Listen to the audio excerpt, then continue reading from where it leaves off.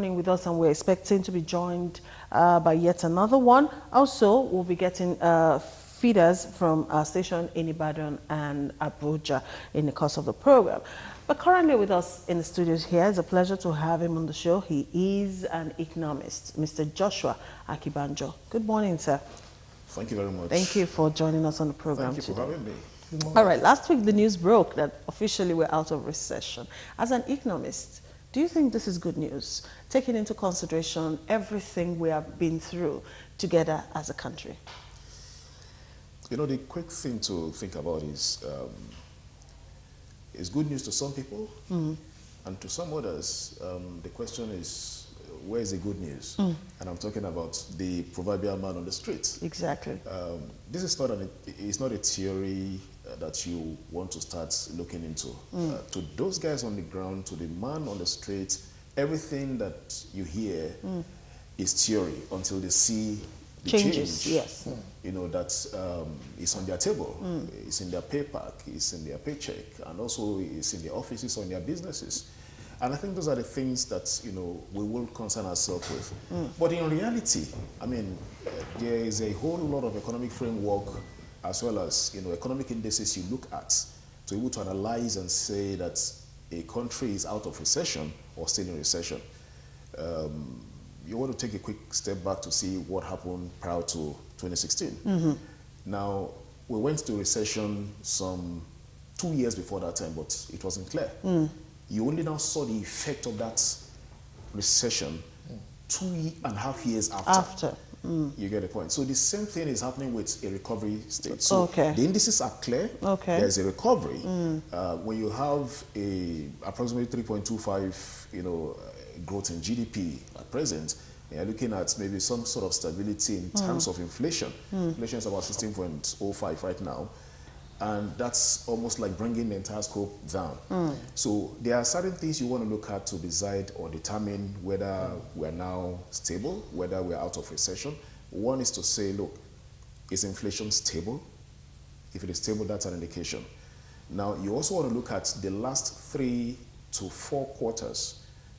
How has there been percentile increase or percentile decrease in terms of the GDP, for example? Yes, GDP is about 39 trillion, if I'm not mistaken. But what you then find out is that that's consistent growth is what the economists have seen, is what the statisticians have seen, which is why it is now said that we're out of recession. But again, to make that work is what I said earlier. The guy on the street want to see. Okay, fine. Yeah, this consistently right now we're looking at just something that's almost very, very minimal, like talking about 0.55%. And listening to the report of the Minister of Information, Lai Mohammed, when he was addressing the media editors, he said it was a thing of hard work. He mentioned the hard work in stabilizing staples. He talked about the restive Niger Delta region, which was stable. You know, but most people would say that all of this is just as a result of maybe oil prices that did well, that went on well in the international market. What do we see? What does all of this portend in case the market now falls down again? Now, we've been in a very structured economy that is dependent on oil over the years. And if there's anything you want to give to this current government, I will credit, is the fact, and again, it was the first, you can say it was a forced decision because of the challenges we now faced. It is a fact that a whole lot of measures were now being put in place to diversify the economy. We are largely, I mean, we can't overflow this point. People have said it, we've seen it, that we're largely import dependent. Yes. We're largely oil dependent. True. Until we become a production economy, where we actually are driving produce and turning them into processed and also exporting, we will still keep facing those challenges. So let's give it again to the oil sector. That yes, most of the income generation is from the oil sector. But again, in the light of what has also happened, if you compare the last quarter of last year to the first quarter to now, there has been a consistent increase in the revenue from oil sector. Whether we say it's because of Niger Delta part or not, we need to also remember that there is a global trend, okay, which actually hurt a major oil country like Venezuela, and you know the terrible case that's been going on. People have to go out of their country to go and queue to buy loaf of bread from another country. I mean, that's horrible.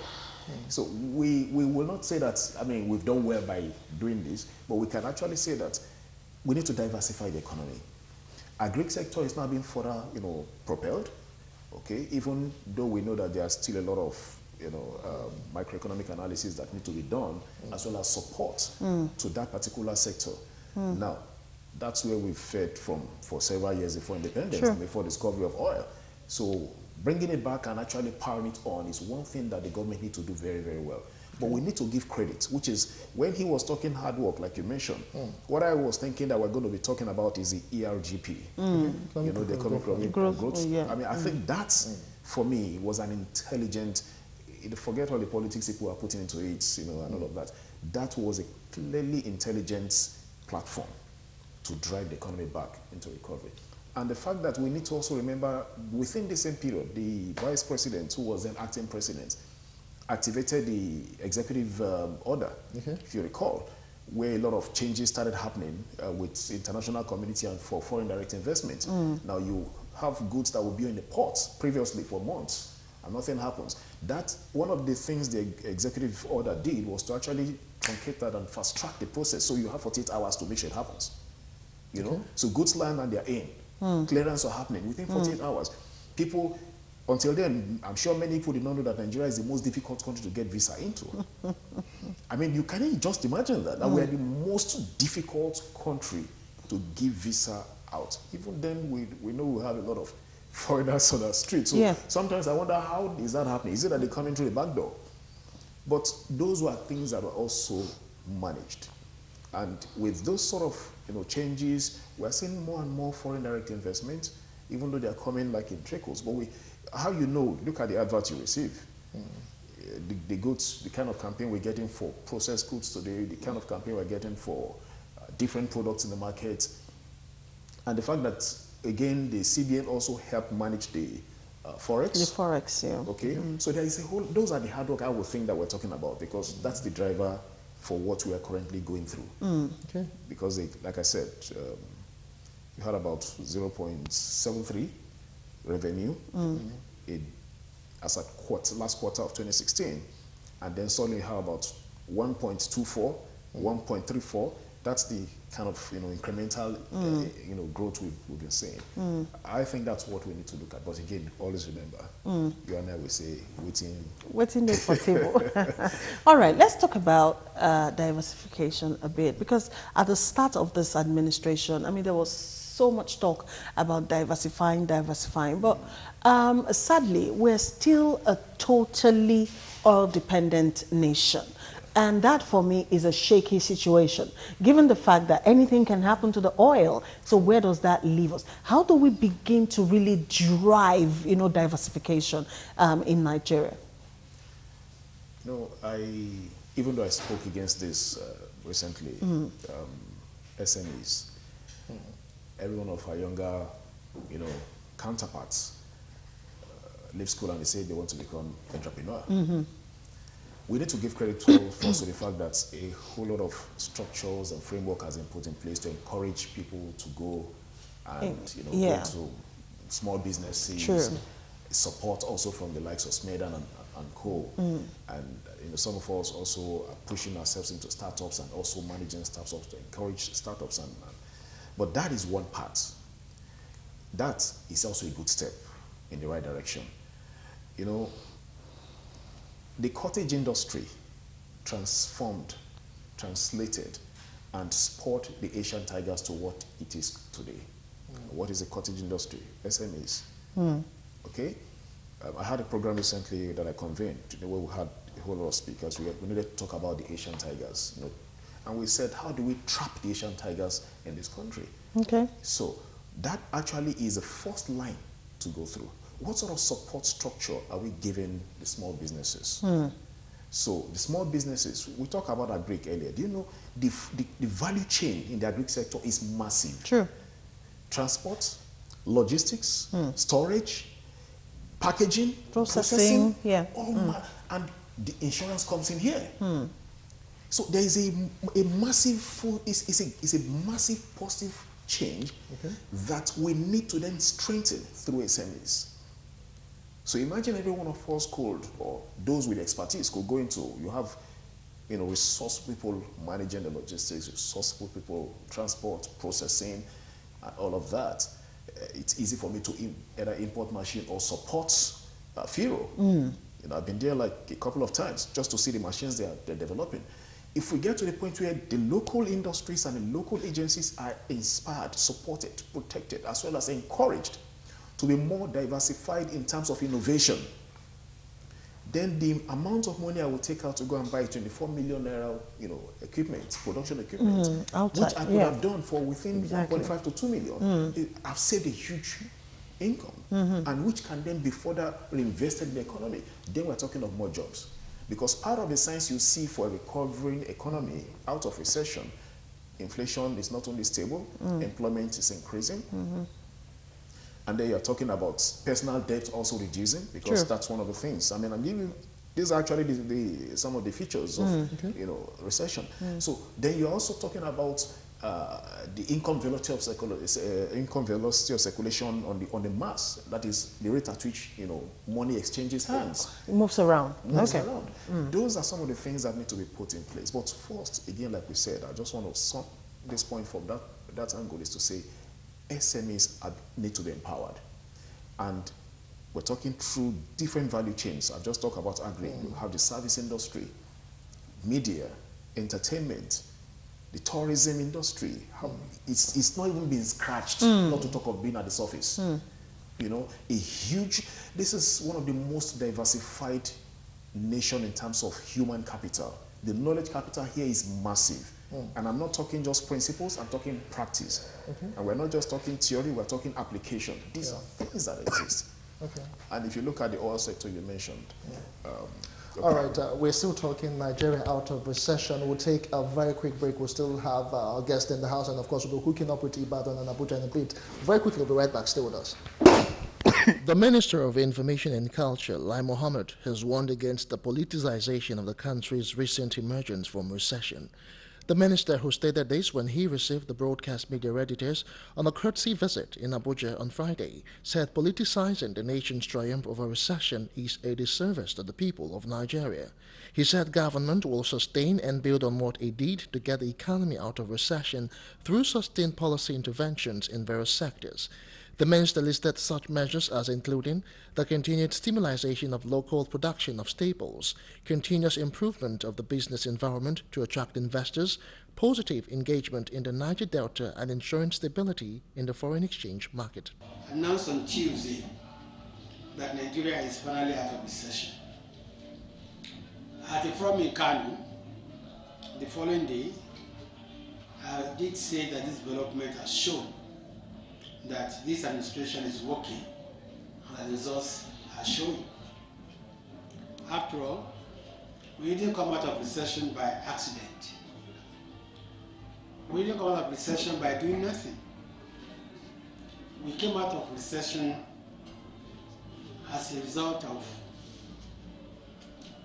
many months of hard work and a very dogged commitment to our well-articulated economic policies, especially the strategic implementation program and also the economic recovery and growth plan. Mohammed also gave the assurance that government will continue to improve on power generation, which has increased from 2,690 megawatts to over 6,000 megawatts. Meanwhile, economic experts have welcomed the 0.55% gross domestic product growth rate recorded by the Nigerian economy in the second quarter of this year. After commending the government for their success, they however expressed concerns that the economic growth rate was weak and largely dependent on oil market.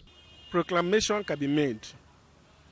You see, there are some indices that the bookmakers may look into to actually look at all the facts and figures that is presented to them to be able to know whether we are still deeply in recession or we are out of recession.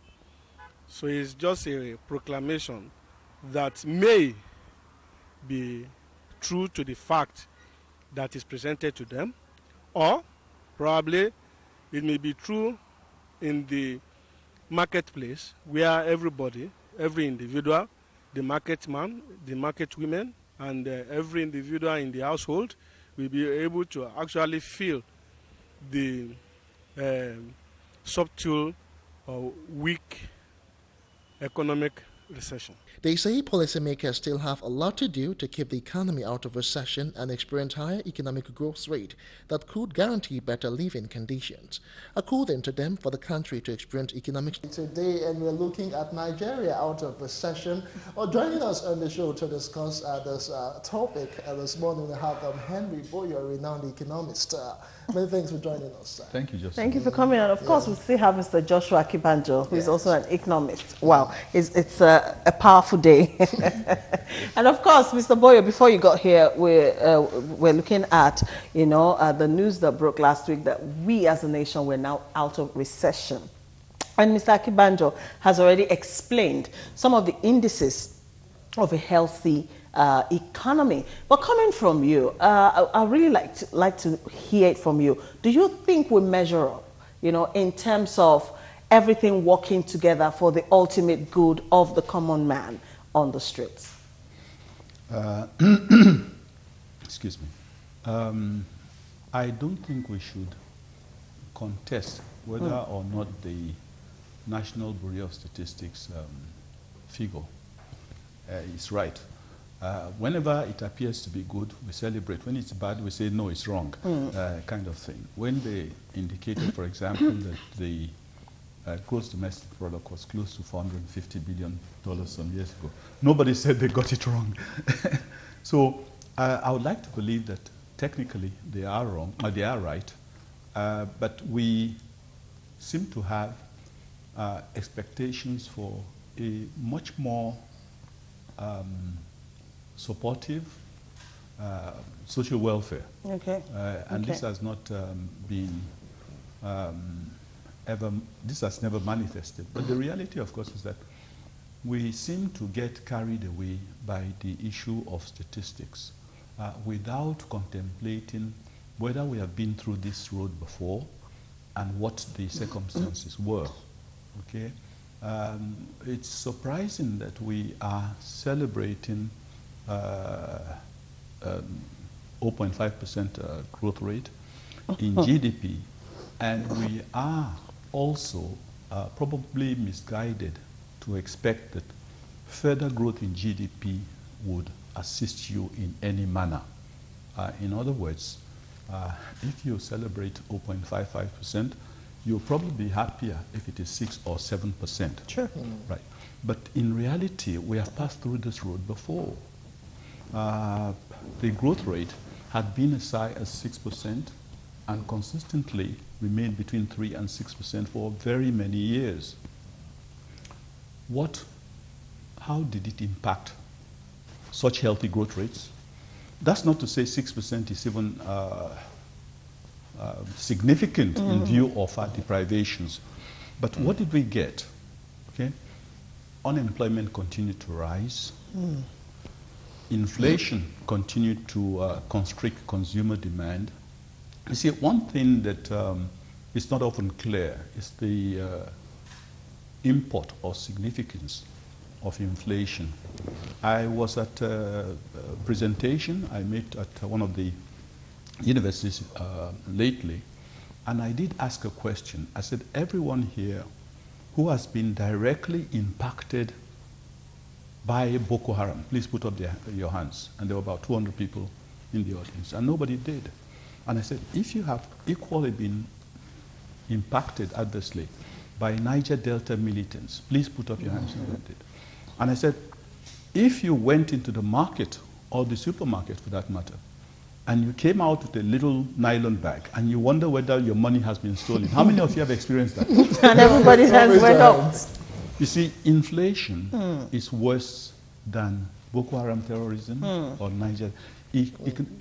Inflation is an economic terrorist of the highest proportions. So when you celebrate growth rates at a time that inflation is going at 14, 15, 16%, there's no way you can have improved welfare. That was the same thing that happened when we had growth rates of 6%, and it didn't impact on everybody. And then they coined the phrase, there was no inclusive growth. It did not filter down.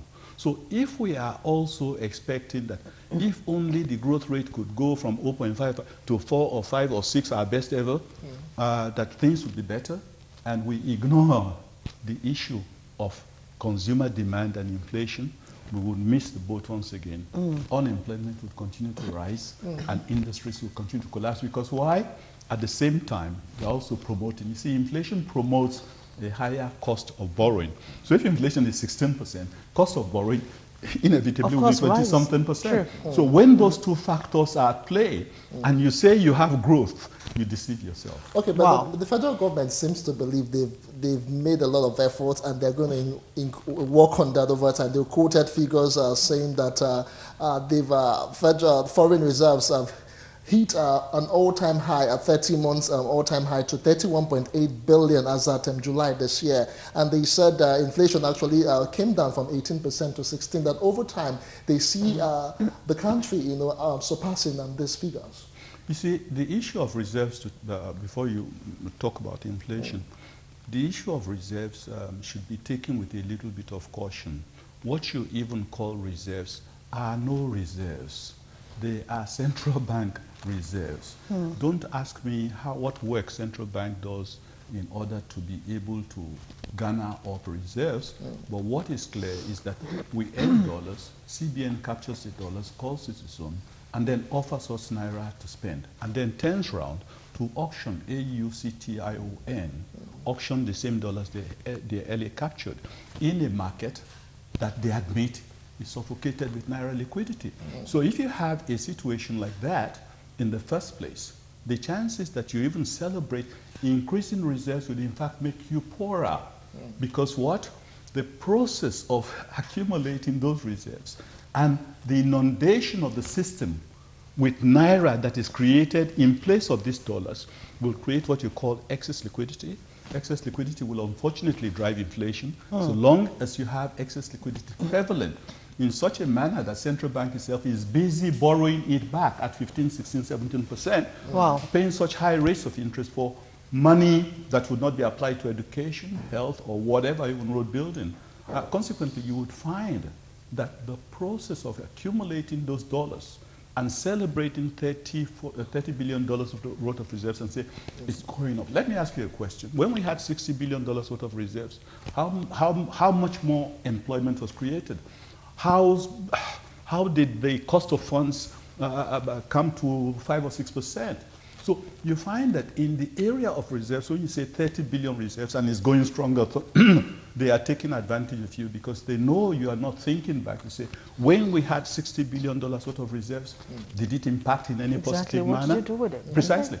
On the area of inflation, they say inflation is coming from 16 to, you see, 18 to 16. 18 to 16. 18 to 16%. Look, with an inflation rate of 16%, anybody who has static incomes, and my heart bleeds for pensioners because they must be going through a horrible time. People who are noble in their strides and things like that have suddenly been reduced to poor people because of inflation. If inflation is traveling at 15, 16% annually, it means that every 5 years, the person loses almost 50% of their income. If you lose 50% of your income, it means that you have to reduce your standard of living. If you reduce your standard of living, and you cannot pay school fees and things like that, and at the same time, if you need to be able to adjust yourself, you have to go borrow at 20-something%. So you find that it is clear that people who are managing our economy are either mischievous or they are ignorant. But I don't want to think they are ignorant because they all went to very good schools and things like that. Possibly self-interest would be a better option. So you cannot be celebrating inflation when it is 16%, when in fact, in order to how would I say it, adopt the systems that drove economies like the UK, the European countries and things like that forward, inflation is at 1 or 2%, maximum 3%. 3% inflation is almost standard in most successful economies. But when you and your people also accept that, oh, inflation of 15, 16%, there's nothing wrong with that, then there is a disease somewhere. There's a problem. Okay. Okay. All right, let's go out. We'll still come back to Lagos. Let us try and bring labor standpoint into this discussion. We are being joined by Waheed Olaide. He's the chairman of NLC in Oyo State. Good morning to you, Comrade Olaide. All right, we are looking at Nigeria out of recession on the show this morning. I'm still quoting what the federal government said. That's quoting the Minister of Information and Culture, Lai Mohammed. He said through the social intervention program such as NPOWER, the federal government has been able to create 200,000 jobs and is set to create 300,000 more this year. Okay, the question right now is that a lot of jobs have been created from what we've heard, but so far, these people with jobs, have they been able to meet ends? That's the question right now. Have they been paid?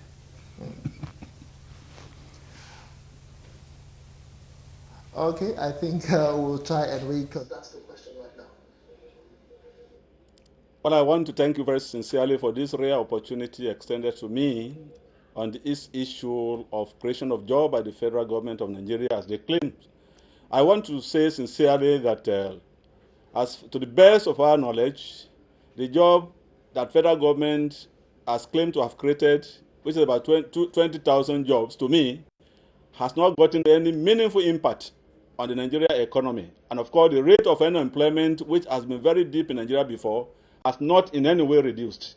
You agree with me that for quite some time, a good number of university graduates have led their institutions roaming the streets and they have not gotten anything job done. They were not well and gainfully employed, and that's why the 20,000 jobs the federal government has claimed to have created will not just do any good for now, and they have to go into a very great aggression in terms of job creation to meet the yearning and aspirations of Nigerian youths.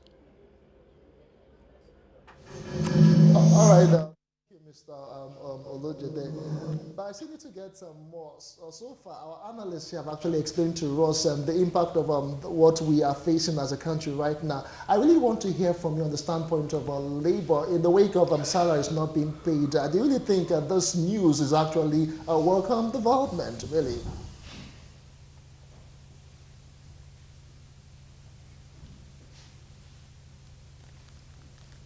Salaries not being paid. Do you really think this news is actually a welcome development, really?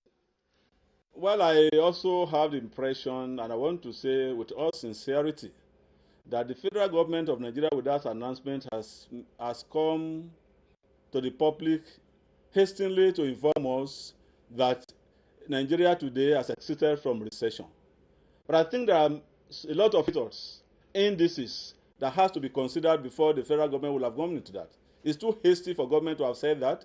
If you have a growth increase of 0.55%, and that has not actually positively impacted on the lives of the people on the street, we have nothing to celebrate yet. Today, many governments at all theaters of governance in Nigeria are chronic debtors. They are glorified debtors. Many of them owe their workers into arrears of salaries numbering 5, 6, 10 months. Pensions are no longer paid as at when due. Gratuities have become a thing of the past. No government is talking about that. Then can we now say we have put recession behind us? There are more to be done by federal government to ensure that the indices of recession are still around and they are still abound. Today we have a high rate of unemployment. Our youth they roam the streets. Those of us who are on the job are not paid as at when due. There are no food on our table. The health sector is down. Education sector paralyzed. Today, university lecturers are on strike. These are indices of this recession. And I don't want to believe that the recession we have put behind us when these indices are still there. So I want to consider that announcement as orchestrated and too hasty for us to have jumped to such a conclusion. It would have been better if by that announcement by the National Bureau of Statistics that we are progressing, we are moving, we are growing, at least by 0.5%. It would have been said that we are moving towards, we are on the path of moving out of recession. But to have concluded that we are out of recession, I think is too flamboyant a statement, and Nigerian as a nation has more to do.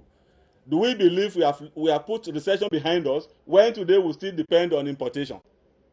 When our agriculture still stand on one, when our economy still stand on one leg, and oil-driven economy, I consider that one a brown economy.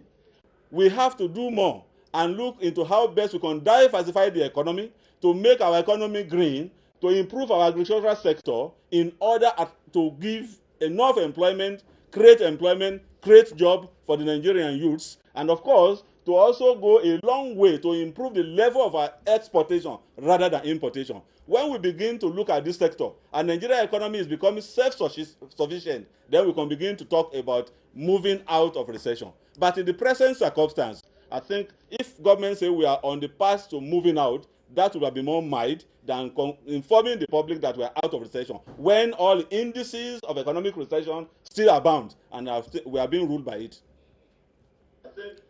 Thank you so very much, sir, for your contributions to the program this morning. Now, let's bring it back to the studios. Mr. Akinbanjo, you did mention from the start that, we've been in recession way back before 2016 when we began to feel the impact. So also, it might take a little bit, before we begin to feel the impact of being out of recession.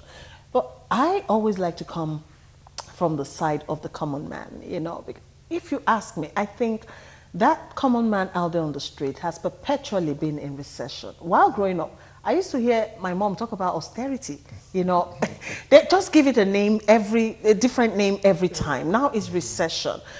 I'm asking, if the federal government says, because we have a 0.5, which is negligible, if you ask me, but because of that, we're supposed to be celebrating as a country, I want to ask, in the meantime, while we're waiting for that common man on the street to begin to feel, a bit of respite that he hasn't felt in years, what are those things the government needs to put in place?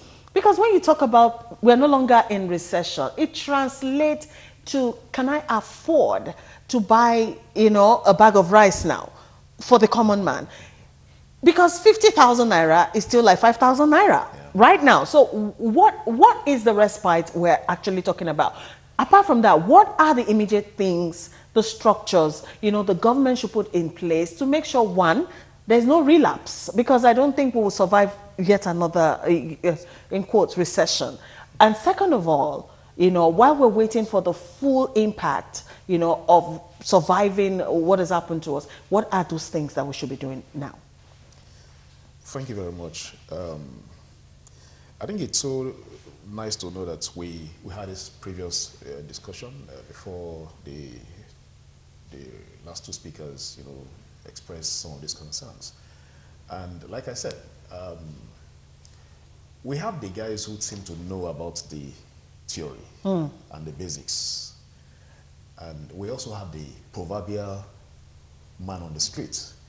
I want to assume that some of us are those proverbial. Who wants to see the things the reality, in practical? Yes. The reality is 2013, as at 2013, there was nobody talking about recession. But actually, that was when it kicked off. In fact, 2012.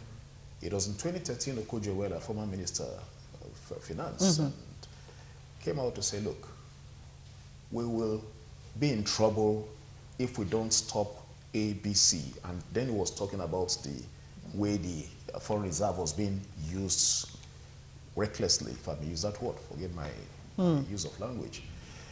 And at that point in time, nobody thought she was serious about what she was saying. Forget the sovereign national trusts. 2014, they had massive challenges again. And I remembered when it was actually live TV, out of the Governors Forum, Obi came out and was talking about the same counsel this woman gave them just a couple of weeks before that meeting. You see, I'm not using this as an excuse for this government. Okay. But the reality we need to have at the back of our mind is that at the point when recession kicked off, nobody saw anything happening until 2016. We started saying, oh, there is a major problem. In fact, 2015, end of 2015. Now, what is the indication or what are those economic indices that are looked at to analyze a recessed economy? You said if you have a consistent quarterly downtime in terms of your growth rate, that means there's a major problem. And we had that. And what these guys have also looked at recently is to look at that same economics or the statistical analysis and say, look, the last couple of months, quarters, this has been the consistency.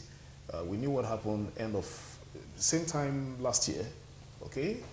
There was a slight increase of about 2.4. So what you have now, and that's when you're doing business also, you need to look at, okay, what is my profit this year and what is my profit last year? Is there a growth or is there a fall down? So what percentage of, did I experience in this case? And that is the same thing that has happened here. So like we said earlier, the guy on the street is only interested in what is on the table for him. And that is why when we spoke previously, one of the things I'm more interested in is what is the ERGP right now that's been implemented? How has it been implemented? And remember we said a couple of things of some of the roles that's in play, for example, the executive fiat or executive order, which changed the way business is done from the port. What are those other things we are doing? We're talking about small, medium enterprises today.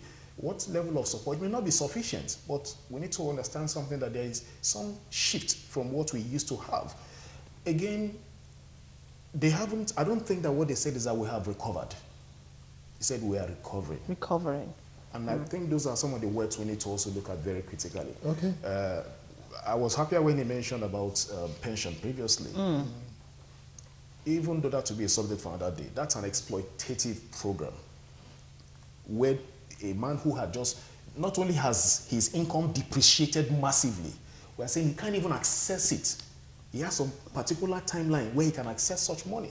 So a man who has retired at the age of maybe 64, 60, who has only been able to access 50% of his money, are saying the remaining 50% can be accessed in 180 months. That means you're expecting, I mean, that guy needed to have that money to actually invest in something right now that will generate more income for him. So those are some of the things we need to look at. One of those things you should consider is they need to deal with that policy, that pension policy, as a matter of urgency also. Okay. It's not something you want to keep allowing to just flow in that sense. And again, we've talked about SMEs. So, okay. All right, we'll come talk more in Lagos, but let's quickly get some reactions from Abuja before we wrap up the show. We are being joined by Ogeni Opoku. He's actually of the civil society. Let us find your reaction. Let us get your reactions quickly concerning all of that. The federal government seems to think that we're out of recession, and over time, although gradually, the standard of living of Nigerians will begin to improve. Do you agree with this?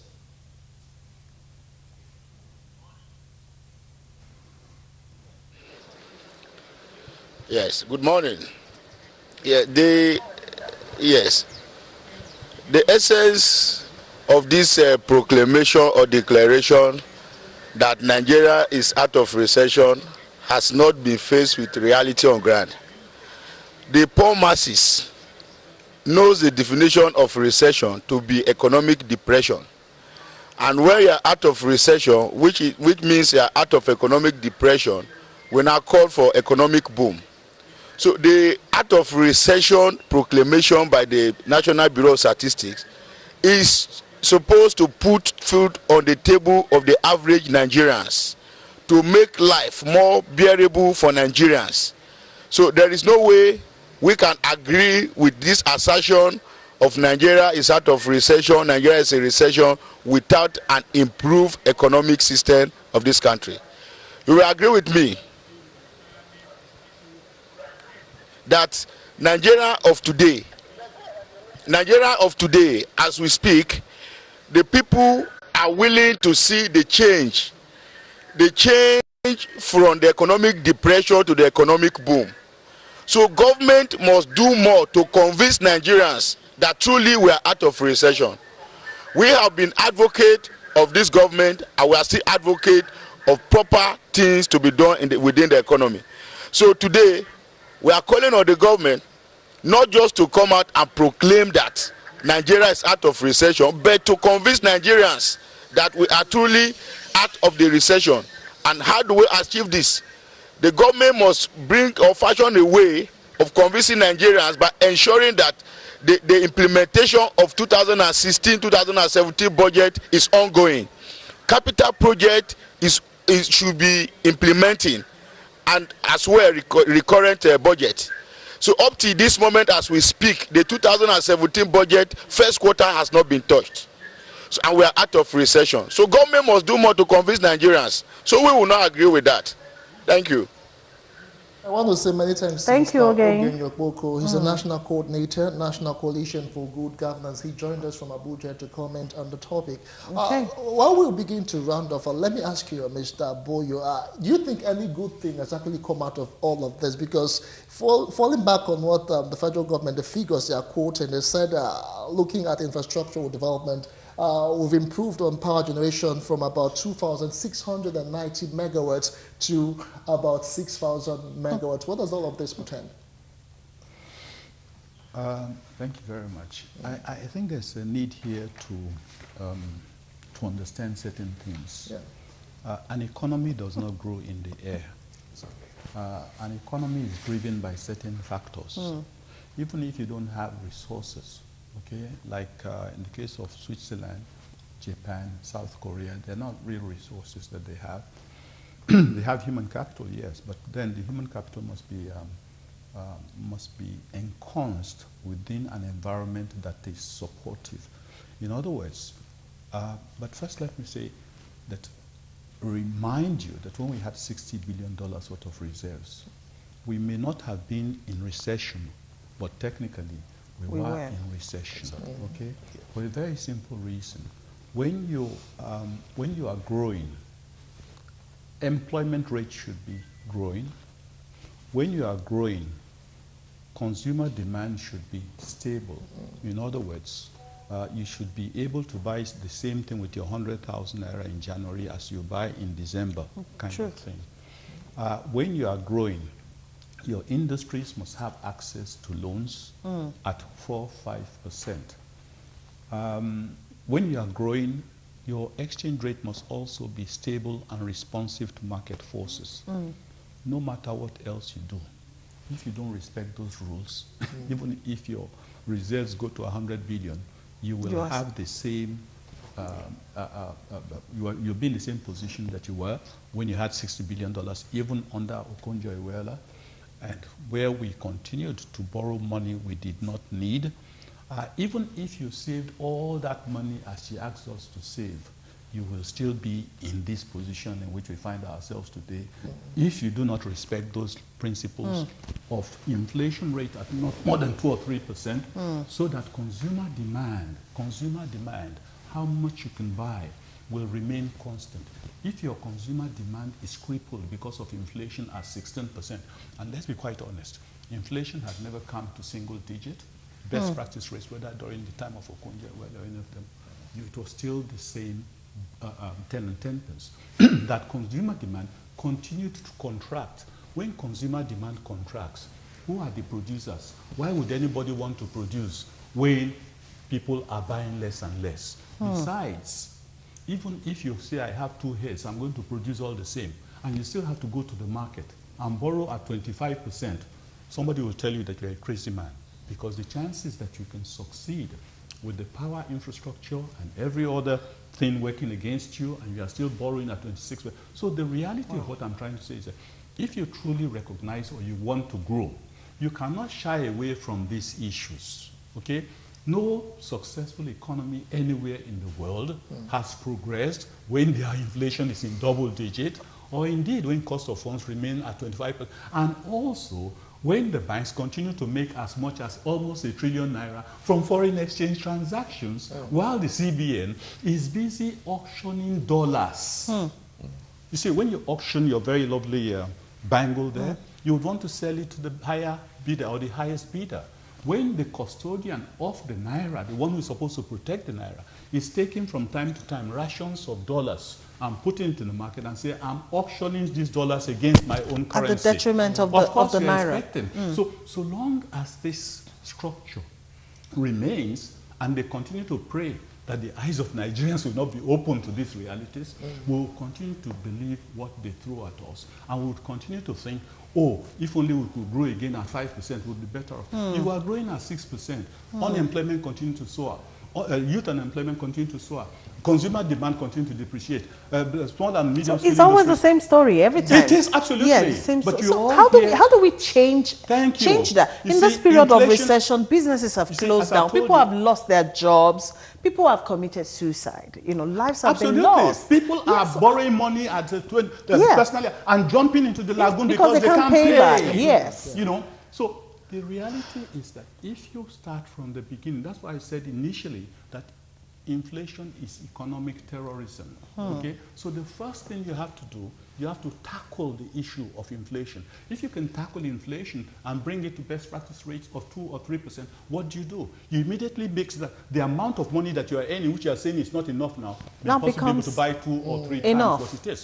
Consequently, you find that unless you respect the fundamentals of inflation, cost of funds, and the stable exchange rate, and you don't do the silly thing of auctioning the currency against your own currency. You know, this is not magic. This is not rocket science or anything. And after that, we start mopping up. Of course, thank you. Oh, you are so wonderful. Does it make sense to you? It makes no sense. You say that there's no money in the Yeah, economy, you print and money, then you print money you and don't then need, mop and you it mop up again, and you it pay up. 15%. Yeah. And we are all sitting and say, oh, recession, we are going to get... Look, we all need our heads to be examined. All right, as we begin to wrap up, let's get some final word from you, Mr. Kimbajo. I think it's also very important for us to look at this again very critically from two perspectives. I hear the discussion about inflation and all, but the point really is, how is our productive capacity as a nation? Because so long as we remain a consuming economy, Exactly. so long as we remain, no matter what we say today, tomorrow, inflation has been consistently on the rise since 2011. Go and check the records consistently. This is the first time we are seeing it come down since 2011. And if it's going to go down and it's because of some of the points or policies they are executing right now, that means that perhaps we're on the right path, trying to change the way the course of things. Last year, this country came up and the government said, you know what, we want to inspire or, encourage local producers. NASCO, sorry if I'm mentioning the brand name here right now, one of those that came through. And a lot of other local industries are now being supported. We keep saying auction of foreign exchange and all of this. Where are those monies going? Are they monies we are putting back to the economy, or that we are sending to other nations that is used to fund or finance the economies of those nations? That's why I keep going back to SMEs. We talked about agri earlier, one of the sectors we just looked at. What is the value chain in that particular sector? How have we tapped into it? Have we actually exploited the opportunities in that value chain? When we say SME from time to time, what are those resources or policies in place? I mean, you have CBN NPC is currently at 14%, that it has to be stable at that 14%. Whether it's true or not is a different ballgame, which is why I like what he said earlier about the fact that they're selling more, foreign exchange and all of that. But the key point is that, can we have a switch from that point as a government? Focus the policies to encourage local industries. Exactly. And if agri is not being supported, which is a tough cause right now, where you will see inflation as, for example, terrorism or terrorists, like he said, is the fact that we always also sometimes forget that the same Niger Delta affected it, because when things go bad in that point, we can't. How many billion barrels are we exporting previously? All right, Mr. Kimbajo, that's as much as we can take. We need to have that support at local level. Exactly. I wish we had more time to discuss it. Very quickly, before we wrap up, let us just take this feedback we got from one of our viewers from Jos Plateau State. He wrote to us from Facebook, Nandom Woyep. It says, it is a good news, however, until the price of the regular foodstuff, goods and services go down to a rational and affordable rate. Too much grammar saying that we are out of recession. It's all story to the ordinary Nigerian. How soon will this news be pleasantly felt? May God bless Nigeria, he says. To that. Yeah. Amen to that. And I pray that very soon, even though we all agree that it's not always about food, but food is critical to the average Nigerian, so if the cost Basic of buying needs. food, does not become affordable, like that viewer said, the average man on the street doesn't understand what What we're we're saying saying. about, you know, It's called inflation. yes, you know, so. Anyways, I wish we had more time to look at it. Too much of our money is being taken outside, like you said, Mr. Akimbajo, to develop other economies. Medical tourism is there. Now, education has joined. People are taking their kids outside the shores for education, and a lot of other things affecting us too much. Many thanks to Mr. Henry Boyo. Thank you, sir, for coming on the show today. And to Mr. Joshua Akimbajo Banjo. Thank you, sir, for coming on the show today.